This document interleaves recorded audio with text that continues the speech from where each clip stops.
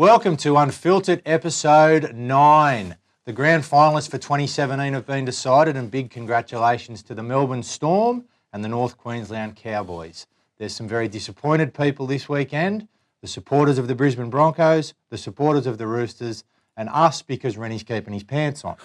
Now, Ren, half-time, were you a little bit worried? Not at all. It was never in doubt. Never in doubt? Never in doubt. I was pretty confident that they were going to win, and I didn't have to run nude through Moore Park. Imagine if they won. Would have been hilarious. Could we film that? I would have filmed it, mate. I was pretty confident that the Melbourne Storm were going to win that game from the start, but Broncos started okay, but the last 20 minutes, the Melbourne Storm put a clinic on. Yeah, I think me and Ren watched it together by ourselves. But I didn't get a start. No. So we were watching the game. In the first 40 minutes, it was like a proper preliminary final. Take the drop ball from right at the end of the first half, and Josh Adokar scores. You know, it's 2-0, and they're well in the game. But obviously half time helped Melbourne more than anything, and they come out and just put a clinic on in the second half. I think Brisbane just sort of ran out of troops, and Melbourne just did not stop. They're just relentless. You know what I mean? It's just it wasn't an indication 30-0 about how hard the game was, but. It was a great game. Yeah, I mean, that first 20 minutes was intense, and the amount of possession that Brisbane had in particular. They bombed that try. Tao probably should have passed, put his wing, Corey Oates away. You know, Vunivalu dropped that one. Yeah. I was just thinking, what's going on? You know, Cameron Smith was kicking him dead a couple of times, 7-second repeat tackles. That's like a no-no in statistics. Well, how many times did they do that? Like they kept doing it. And like, 5 times? Yeah, well, it was a few times, and then they kept him in the game. And look, the defence of Melbourne, they're just too good. Corey Oates still thought he was at ANZ Stadium. Oh, yeah, I think obviously there was a few dramas about him being cleared to play. I think, you know, with the protocols and everything these days, with the concussions, he would have had to sit and pass every single test, and I'm telling you, they're pretty hard to pass. So You find most tests hard to pass, though. I'm normal, and I go in there, I fail at every single thing. So you got to be switched on for all them things. And for the people saying that, you know, it was Wayne Bennett's fault for playing him and stuff like that. It's nothing to do with It had nothing to do with anyone. No. You got to deal with different people. You're not dealing with the coach. You're dealing with professional medical staff. And for people to go, oh, you know, it's up to the coach. It's never up to the coach. Him or Darius Boyd, you know. Like Darius Boyd, they need to pay him respect. And he would never, ever play without him being right to play, 90 or 100%. But you can't emulate game speed and a preliminary. He's been out for 2 weeks. He's fit as anything, but I mean, like, he didn't know how he knew how fast that game was going to be, but he knew the consequences. You know what I mean? So for him to put himself out there, he lasted 53 minutes. Like, that's ridiculous. I mean, he wasn't as effective as he usually is, but for him to have your captain out there for that long, I thought would have really given Brisbane, you know, the forwards some drive. But And no one gave the Broncos a chance. Reni certainly didn't, but no one gave him a chance. So playing one of your best players, even if he's not 100%, it's just his presence out there. Exactly. It's his presence. And that's a respect thing between Wayne Bennett and his captain, Darius. You know, like he would have thought, you know, that's why he's loved so much, Wayne Bennett, is because he has respect for the players, because he gives the players respect, and he let him go out on his own terms. You know, Darius lost his grandmother, unfortunately, during the week. He definitely wasn't 100%, and he knew that. But to let him get out there and try his best and try and get through the grand final, do it for his teammates and do it for the club and whoever, was a sign of how much of a great person Wayne Bennett is. And he let him stay out there as long as he could, because the first 10 minutes he was gone. Yeah. And then he left him out there for 53 minutes, and that's when they brought Benji in and they tried to, you know, like, that was the backup plan. But he gave Darius every sort of chance, and that's a sign of a great coach and a great person in Wayne Bennett. Well, How do you reckon Benji Marshall went? I thought he tried his butt off. You know what I mean? Like he really injected himself. He was trying that little kick that nearly come off. Like he was attacking the line.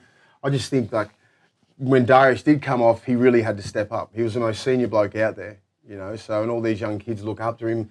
He tried to spark him, but it's hard when you're going against that defence. They're just methodical in everything they do. There's 3 in the tackle all the time. You're getting put on your back. When you're seeing your forwards getting put on your back, you know, the back line's not really much chop, you know what I mean? And Brisbane weren't really throwing that much at him. Yeah. You know, so most of the stuff, I mean, like James Roberts, he got hardly any ball. You know, Tao Moga wasn't really getting the ball because They were just getting them from marker. They were chopping down Sammy Thaiday, Maguire. Their work rate was phenomenal. But you've got to keep it up for 80 minutes against Melbourne. Yeah. Because they're not stopping until the 80th minute. They put on an absolute fight. They didn't, you know what I mean? It just sucks that it was 30-0. Yeah. Didn't deserve that. Melbourne were deserved favourites going into that game. They won the game comfortably. The second game was the Roosters versus the Cowboys. Now, no one gave the Cowboys a chance. I didn't. And I was backing them the whole way, but I just thought my heart was sort of there, but I just don't think they could beat the Roosters. I just never thought that. What a game, eh? Like Was I it couldn't. such That a was good a game? proper preliminary final, man. Yes. That's what everyone the fans, that's what we hang our hats on. We don't turn up to the first round of the semis. Yeah. We just turn up to the second, but these preliminary and the grand final, NRL fans show up. You know, there was only 28,000. Yeah, but I mean, it's North Queensland. You know, can't get all the Cowboys fans coming down. People can't afford it. Whatever it is, it was a decent crowd. I know it was disappointing, but it was just. It was a good atmosphere. It was a great atmosphere. I'm And it started slow. Just talking about the game itself. Yeah, it was fantastic. we're all about ratings and stuff like that. Everybody would have tuned into that game. Yeah. I mean, you get 28,000 at the SFS with the Roosters playing, you're winning. Yeah. You know, if it was another Sydney team, probably 35,000. But the ratings would have went through the roof. That was one of the best games I've seen for a while. And the back and forward in that game as well. You know, the Roosters were behind. They got in front. When they got their noses in front, I thought, here we go. The Cowboys finally are going to fall over. But geez, that Cowboy side keeps trying. Well, we spoke about it last week about having the week off, and that was a team that had the week off, and you could tell they just had no cohesion or no fluency in their game. The Cowboys were all over them, and they're kind of lucky to stay in the game. And I'll give it the little bit of a breakdown, and I'm surprised that sort of no one picked up on it in commentary. When they put Ryan Madison into the centres, who's a great back row, a big kid, and they put Toops on the bench, I was thinking, all right, so the Cowboys are going to attack him here. And they were doing that in the first half. And I was thought, here we go. So Michael Morgan was trying to attack that right edge a lot, and they were trying to isolate him. But they were attacking him within 15 metres of the try line, which is a little bit easier for him to defend. Now, the second half, they attacked him from further out, and they isolated him a little bit. They made a break down that side. And it wasn't until Taumalolo came back in. There was 4 guys that came into a tackle. Ryan Morgan's recognised that it's a slow retreat on Ryan Madison's side. He's put the ball straight on Kane Linnett's bird's nest, and he's crashed over, and I thought, there it is. They've been searching for that all game. Now, the question I had, and it's easy for us to sit in the grandstand and go, why has he made this change now? Like, why didn't he put Tupou in and Latrell back into the centres earlier? Like, I didn't understand it. Like, if he was that bad or that injured, Tupou, you don't put him on the bench at all. You bring him in, put Latrell into the centres, and then if things go tits up, then you put Madison back into the centres. So I could see it panning out. Like, they were just really attacking that right edge, and then they were just too good in the end. And Michael Morgan, his game was fantastic, and a couple of wayward passes, but once he found the mark, kicking game was phenomenal. When he found the mark, he was just too good. It was just a couple of little, you know, in games like that, you just can't make mistakes. And, you know, young Latrell Mitchell, a couple of weeks ago, he wins the game for him with a great play, but then, like, a couple of things that he did was just kicking out on the full. Kicking out on the full. I mean, that is so, as a forward, you're just looking at him going, what are you doing? Yeah. Just keep it in the field of play so we can get down there and belt them. It's a preliminary final. And them things just put you on the back foot. He done it twice. You know, I think he's a great young kid, but he needs to stop the niggling shit in his game. You know, like him and Felt were going at it one-on-one, and Felt was on one leg. You know what I mean? And it's just, I think you got to pay respect to a guy like Felt. You know, he's won a grand final. He's played 3 or 4 years in the comp. Latrell's probably trying to make a name for himself, but you got to earn respect to give respect. You know, you just got to cut all that garbage out. Yeah. And even in that last try with Felt, like he just sat there and it was a bad look. And it was just like disrespectful to Felt. And Felt just goes, all right, you're going to give me that much? Try. With one leg. One leg. Yeah. So, lesson learnt there. He's going to be a great player, but just cut that shit out. You can't blame him for the loss. Like, certainly no there way. was a lot just of little things. I mean, Fergo dropped a couple of balls. They're fundamentals that will cost you a semi-final. But we're going back to Latrell. He was niggling Felt. Felt came onto the radar a couple of years ago before I went to England, and I put things in perspective. He put Greg Inglis over the sideline, and I've never, ever seen anyone tackle Greg Inglis like that. Greg Inglis is the type of bloke on a kick chase, and he's getting the ball at fullback, and you're sort of kick chasing, you're like that, like don't make eye contact with him because he's probably going to run at me here. And Not you even go, eye thank contact. God he's ran the other way. That's how hard he's Yeah. the strongest person. You're like, he'll put a hole through your chest with his hand, his knee. He's got a jousting stick as an arm. Pretty much. He'll put a hole through your chest with his ear. That's how hard he is to tackle. I'm telling you. I'm just putting things into perspective. And when felt through GI over sideline a few years ago, I thought, oh, shit, this kid's good. He scored about 20 million tries in the Holden Cup too, didn't he? Well, I didn't know anything about him anyway. Then Latrell's sort of niggling him when they're 8-0 down. I thought, oh, yeah, I like this. This is not bad, but don't poke the bear. Please don't poke the bear. He dropped his shoulder into him in the second half. Well, it was a cheap shot, and I thought, you're poking the bear. Then he gives him half a metre and thinks he's going to put him in the fifth row. Yeah. And he scores that try, and that I thought, oh, you poked the bear. The bear's awake. He's unlucky that he hasn't got a Queensland or Australian jersey because look at the Queensland backline. Gagai, Oates, Valentine Holmes, He'd get a start for New Darius. South Wales. Oh, he'd be starting for New South Wales easily. But I mean, like that just shows how strong Queensland is because he's no scrub. You know, he scored that try in 2000. He's no TLC. He loves TLC. Ain't no scrub though. But he's one of the best wingers or one of the best finishers in the game. So you've got to give respect to him. Don't disrespect him, otherwise that's going to happen. I don't know if the Roosters underestimated them or they built into the hype, but they were poor. You've got to understand, with the Roosters, they just played one-out sort of football and they weren't completing their sets. And they were just kicking simple kicks into the corner, which they rely on so much because they get that kick chase down there. But Pearce's kicking game was off a little bit.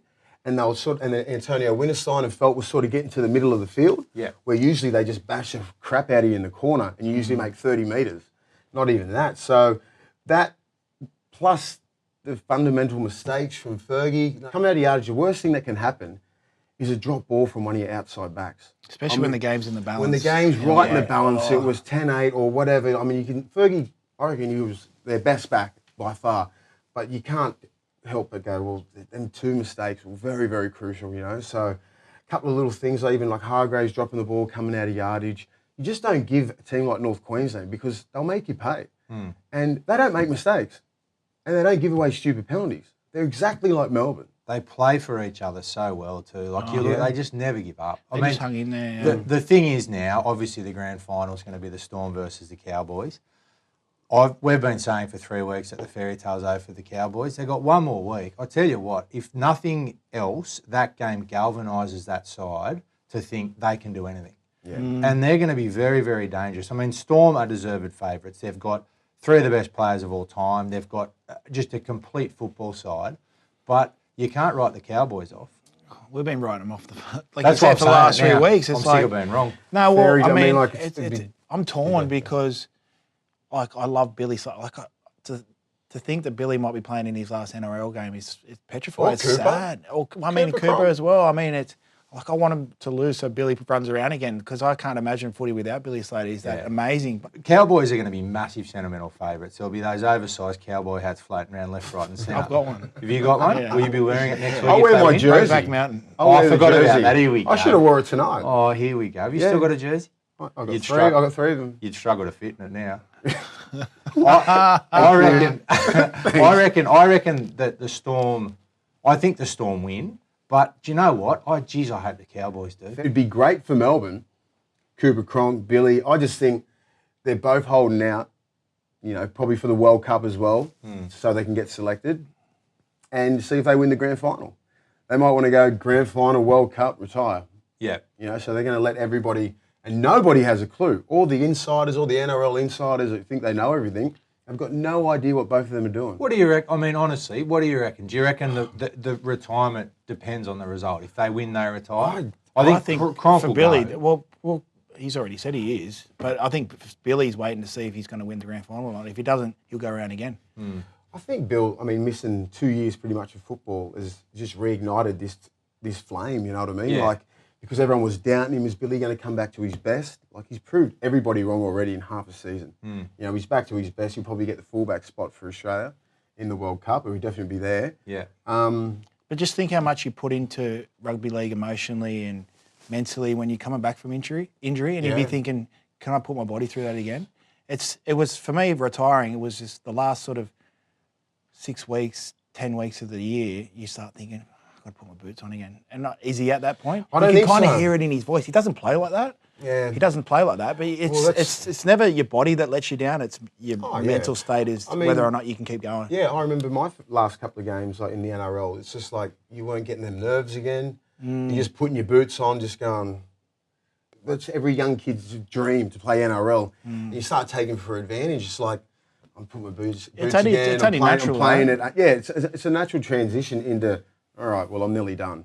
Once that starts to happen, you know what I mean? Good news for Catalans when you sign with after you. I should have told the Catalans that before I signed. When you're on the team bus and you're going past the pub and you're looking into the pub going, I wish I was watching this game and not being on the field. Yeah, and it wasn't the physicality of the game. It wasn't anything like that. It was just a matter of just getting changed and all the preparation that goes into it. It's hard getting changed. And Speaking it's hard getting your tracksuit off. That's how I was. That's how bad I was getting. Well, speaking of preparation, obviously you blokes were in the grand final in 2004. There's the big build-up. There's the photos. There's that breakfast, which looks like a low event. But what's going through your head at the time? I mean, are you? I was 22. I didn't really know what was going on. I was only 24 as well. I was thinking that this is going to last forever. You know, like you take it for granted a little bit, don't you think? Yeah, I think you were probably in a different position than myself. That was my fourth or fifth year in the game. It was Ren's first one. So it just went for him, Sonny Bill and Willie Tonga and a few of the other guys. It was just like coming to a side, grand final straight away. They got given like straight to them, and then we haven't played in another one. Yeah, but going back to going back to the week, it's amazing. I mean, like times have changed. Like the first game in the semis, you're allowed to have a beer, so having a beer there. Then we played Storm, have a beer there after the game. Then we had a beer after Penrith, leading into the grand final. So who'd you beat in the preliminary? We beat Penrith in the preliminary. Yeah. So it wasn't frowned upon. I mean, like all the boys had a really good night. I mean, a couple of blokes even missed the photo, which is supposed to be the best day of your life. It was about two blokes in the starting side. I'm not even going to mention. Missed the photo. So people are going to go look for the photo now. I'm not mentioning any names, but let's look for the photo. We'll be putting the photo up in the background. They missed the day. I mean, and it wasn't even, no one even cared. Yeah. But I mean, you miss that photo now, you're going to be absolutely hammered. But imagine being in North Queensland this week. I mean, the whole week, I remember driving off the M5 and taking Kingsgrove Road. That's the one, eh? And it'd just be a sea of blue and white, every house, and jam-packed and training session. It was just unbelievable. Like the whole build-up is just amazing. Is that going to be? I mean, obviously with Melbourne and North Queensland, the games in Sydney. Is that going to be lost a little bit? I mean, I assume both teams will come down early to prepare. I think maybe 15 years ago, because everyone's pro New South Wales teams, but now kids go for players. Yeah. They're more or less, they love Billy Slater, Cameron Smith, Cooper Cronk. They love Taumalo, so they want to come and see these great players play. So I don't think there's people going for teams as it used to be. I think there'll be more North Queensland supporters. Oh, there'll be anyone who's on the fence. I think anyone is going for the Cowboys.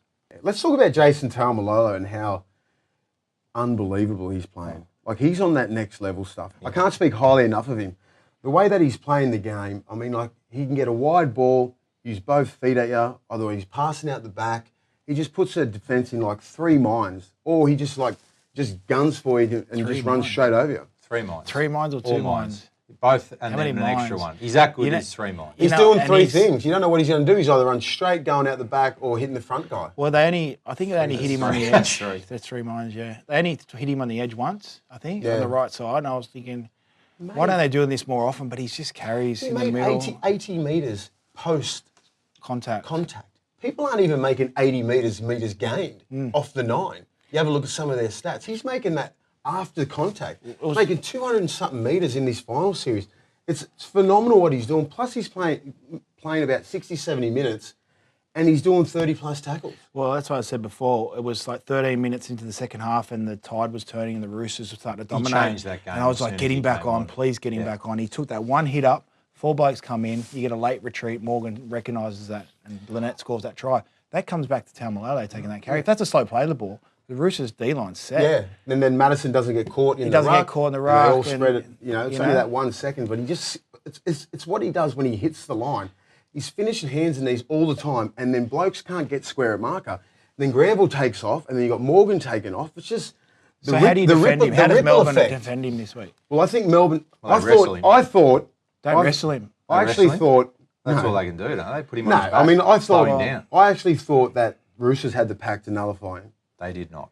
Well, I thought that Napa and Hargraves and all these blokes, they can hit good. Yeah. You know, he's using footwork at him. He's getting down finding the ground all the time. I think Melbourne has the team, and obviously they've got the best defensive team in the comp. And he's catching it wide off the ruck. I just don't. So he's staying away from the markers. I think that what they're going to do is go, you know what, he's going to get his 200 metres. Yeah. Let's just make sure he doesn't do some of them runs where he busts straight through us. You know, when Skittles everybody, they'll try and get in front of him. They'll wrestle him good. They'll try and do every little trick in the book. But you just got to give him some props and just go, like, he's going to make them metres. Like, I just don't think there's a game plan for him. Do you rush up on him and try I don't and think hit anyone him? can put a hit on him in that whole team. Or do you try and let him take the metres, hold him up top, someone chop the legs, put him on it, try and put him on his back? If he spots Cameron Smith up, which I think he will, all the time, Cameron Smith will hold him and he won't miss him, but he'll end up getting him on his back, but he'll give 15 metres up. Yeah. But if he runs at a Finucane, I reckon, who's got the perfect tackle technique, Finucane, he can actually chop your legs and then they can get him like that. Yeah. But anyone else, he can run straight at you and I don't think anyone's stopping him. I think, the dumbest thing, and now he's got a pass in his game, so if someone turns in and you got Michael Morgan sniffing around or Coote or someone like that, I think Lachlan Coote needs a massive rap as well. He's been outstanding. Yeah. And Antonio Winterstein. Yeah. So who wins? Far out. Toss the coin. Cowboys. Cowboys? Yep. Cowboys? By 2. I'm going for Melbourne, so Cowboys win. So you can't. Who are you going for? I'm going for... I'm going for rugby league. Who do you think will win? Rugby league's the winner. Now, who are you going for? That's a shout out to Ross Dog, actually. # rugby league is a real winner. Melbourne have to win. They have to. Who are you going for? I'm going for the Cowboys, but Melbourne should win. That's offensive. I've ever seen one. That's not offence. It's maybe a little picket. No, look, I think Melbourne win the game. I would love to see the Cowboys win. Didn't I just say that? Yeah. So, but I said it with more authority. So I think Melbourne win the game. Can we but stop the Cowboys, stinking? I hope they win. Who wins the game by how much? Storm by 12. Who wins the game by how much? Storm will end up putting 20 on him in the end. Disrespectful to my Cowboys. And Cowboys by 2. My Cowboys. But I'm just sort of hoping that my prediction won't come true. My Cowboys. Cowboys will win. The other thing that's happening this week before the grand final is the Dally M. I think it would be an absolute tragedy if Cameron Smith doesn't win it, but stranger things have happened. Yeah, I think really threw a spanner in the works with James Tedesco winning the RLPA awards a couple of weeks ago, because if there's ever been a standout player, a majority best player in the comp, it's Cameron Smith. You know what I mean? So I don't understand how... I understand... It's the voting system. It's the voting system with the players. And so who votes for as that, an the ex-player, RLPA awards? No, like if you play, just say if we play, we get beat. And they come around, who's your best 3, 2, 1? Usually you don't give a shit because you got beat. And you just say any name, whoever's the majority. So it's not really... You're not really thinking about it that much. You just said yourself every game, didn't you? Yeah. 3 points. 3, 2, and 1. Still didn't get 3, 2, and 1. Still didn't get it. But I just think they need to... if they want to be taken serious... I don't think the NRL take the RLPA that serious still. They're gaining respect. But the RLPA aren't taking the NRL that serious by giving it to Tedesco, is what you're saying. Yeah. Tedesco's a great player, don't get me wrong. But if you want to be... Don't quote me on this system, but from my understanding it is that they get the opposition team to choose who the 3, 2, and 1 was for the other team. So Tedesco's always going to get 3 or 2 points. If he's the best player. If he's the best player in a beaten side, of course. But Cameron Smith obviously is going to get 3 or 2 points each week because he's been outstanding. So if that's the way the system goes, it kind of takes the shine off the RLPA awards system, and it kind of... It also rewards blokes that are standouts in poor teams. Absolutely, so absolutely. If you're in a Melbourne setup and you've got Cronk, you've got Slater, you've got all these players that can Munster, that can have magnificent glutes, as you said before. Great glutes. If there's that many players that can take those points, if Tedesco, who else is in that Tiger side that's going to take the game by a scruff of the neck? There's not really anyone. Not this year anyway. I mean, next year might be a different story, but he'll be with the Roosters. So, but I agree, Ren. I think it's a flawed system. Well, the RLPA are doing a fantastic job, and it was never taken serious when we came through. We were just like, oh, whatever, we have to give a percentage away of our pay. What are they going to do for us? But look at the rewards that they've got now, and they're getting more and more backing from the players, and they're standing up to the NRL. 100% backing from the players. And so, if you want to be taken serious, then take the award serious as well. You know, and you have a look who's voting for it. They're voting for players, but then you have a look at the Dally M's, and the argument was, oh, the journos are doing it. No, they're not. Brad Fittler's on the board, Darren Lockyer, Andrew Johns, Steve Menzies. They're greats of the game. They know what's going on. They're sitting up top or down there, and they're watching the whole game. There's not one time where you're sitting on the field and go, geez, he's really killed us, you know, with 2 minutes to go. You don't think like that, you know what I mean? And you don't do the review and looking at the other players going, oh, yeah, I'm going to reward him 3 points. You don't give a shit. No. It's like, just get that loss out of the way, all the win out of the way, and you can go on to next week. Yeah. But with these other people, their job is the 3-2-1 system. They take it serious. So I think the RLPA awards need to be a little bit different. The voting system has to be a little bit different. It needs maybe like a... Definitely has to be a bit of a lighter mood. I get that, you know, because the players want to be able to enjoy themselves. And Dally M's is a very prestigious kind of event. You know, I want the players to relax a bit, but you want the right people to be awarded as well. Because I don't think... Don't get me wrong, he doesn't deserve to get awarded. Tedesco was not the best player this year. No. Cameron Smith is, and that's what pissed me off. Well, let's hope that Cameron Smith gets the Dally M. Well, he should by about 100 points. So what if he doesn't? What are you going to do this week? I'll boycott the Dally M's next year. Simple.